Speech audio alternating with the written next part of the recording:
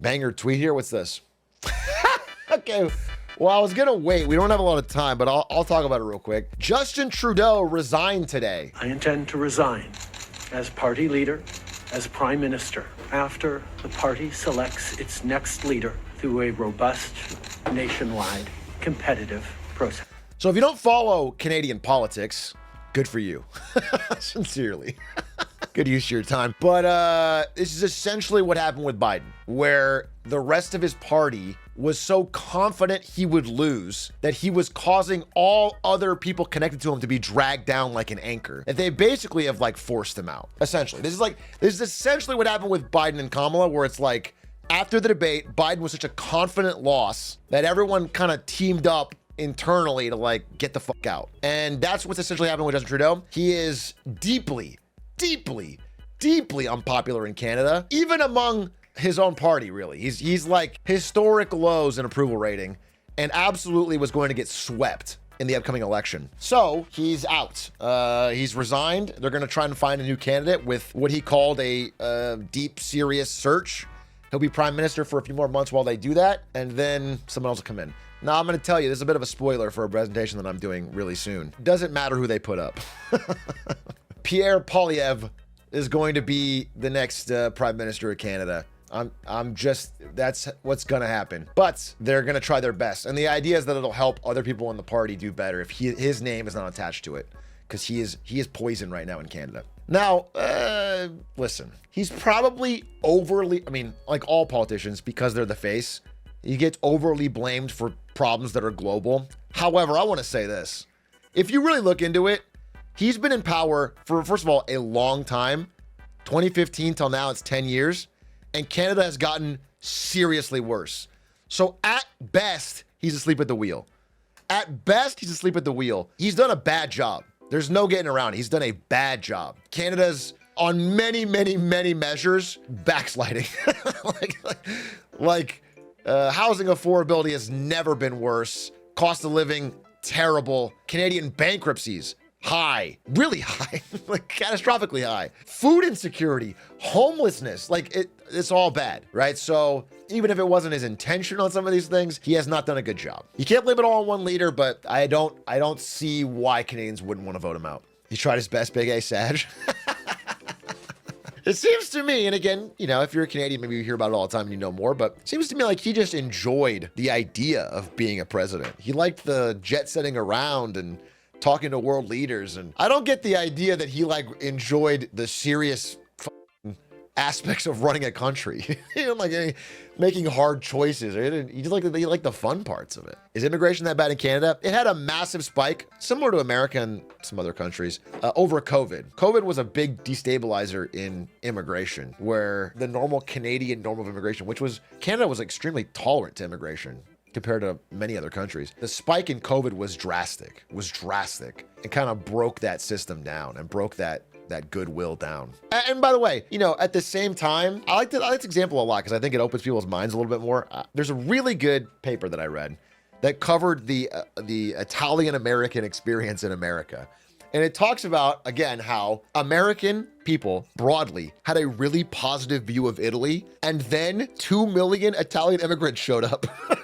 And then the opinion of Italy tanked. And it's because when you mix in the economic competition, people become more racist. I'll just be honest with you. People become more, they don't handle it well. They don't handle it with grace. And Canada, at the same time as they're getting massive housing spikes, is also getting massive immigration. They can't, it's hard for people to untangle that and handle it with care. And you got to be ready for that as a leader. You got to be yeah, it's the speed of change. It's all of it. So anyway, that's what's happening. And Canada's pissed. Canada's deeply unwell and deeply pissed and yearning for a change. Whether this guy will be able to do it, Pierre Poilievre, I'm skeptical, but we'll see. You know, I mean, the thing is, people are rightly saying, got to try something else.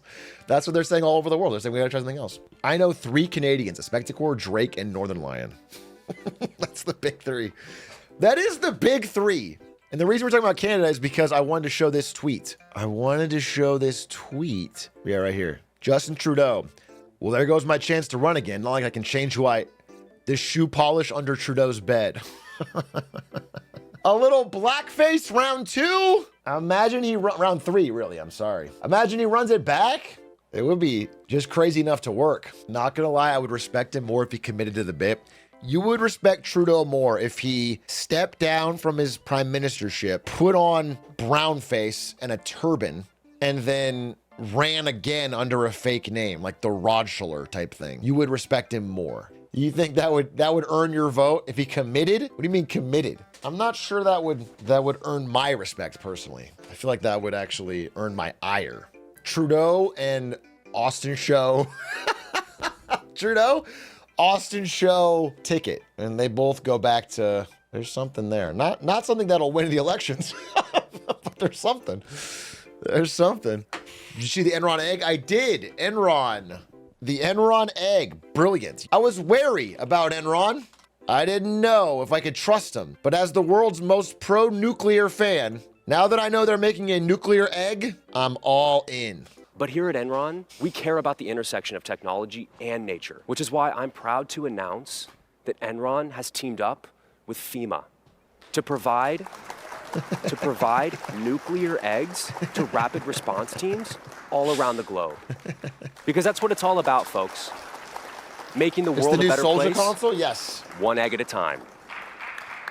Thank you. That's good. Hey, that's good. Thanks, Enron, for doing your part, making the world a better place. How much further do you think Netflix live streaming events will put them ahead of the others? Bro, I'm gonna talk about this. I think it's actually really smart. Actually, dude, you're kind of squeezing me early here. No, that's like, for information. What I'll say is I think Netflix is not just winning, but has won the streaming. I think the streaming wars are no longer really being fought. It's like the War of the Five Kings, dude. It's over. Joffrey won. Netflix has won, and they continue to leapfrog the pack. Can you imagine if the Jake Paul Tyson fight had been good? It already got a gazillion views and discussion with it being the worst fight of all time. Imagine if it had been good. Netflix is so ass, though. You're right. Well, you're not. I mean, you're right in general, but it's by design. People want ass. People want content they can put on and not think about. They would like background noise. They would like something you could watch while they're on their phones. And Netflix has recognized that first and most effectively and reaped the rewards. Netflix has had an incredible turnaround, stock price wise and growth wise, since they first had their little bit of stalling growth in the middle of the wars. Did you see that Elon admitted to being Adrian? No, he was joking. Elon Musk is unfortunately not Adrian Dittman. It's a tragedy for the cosmic funniness of the world, and we have to live with it. Or is he? Oh yeah, the podcast thing. So let me show you. So you can put any PDF into this thing, and it'll generate a podcast trying to explain the PDF to you. This person put in a PDF that wrote the word poop and fart 1,000 times. It was just poop, fart, poop, fart, poop, fart, poop, fart, poop, fart, poop, fart, poop, fart 1,000 times. And then asked to generate a podcast. This is what it came up with. You know we love a challenge on this show, right?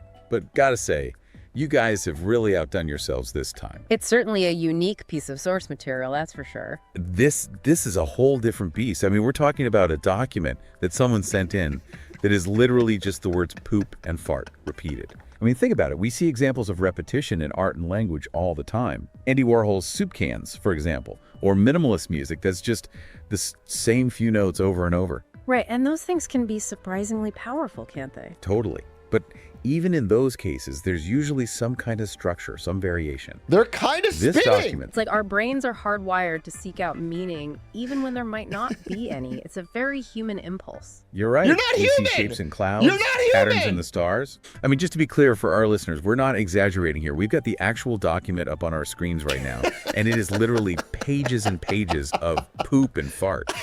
To me, this is one of the most recent AI things that I thought was truly crazy. It shocked me. It was funny, but it shocked me. Or is this just someone messing with us, seeing if we'd actually... Someone said they lost the plot. They don't lose the plot for the full 9 minutes. I'm not gonna listen to the whole thing, but I'm spoiling it for you. They don't start going gibberish. They don't go random. It's a full 9-minute podcast that stays on topic and discusses the insanity of life. They zoom out. It doesn't... Spend an entire deep dive overthinking a document full of poop and fart. We want to hear from you.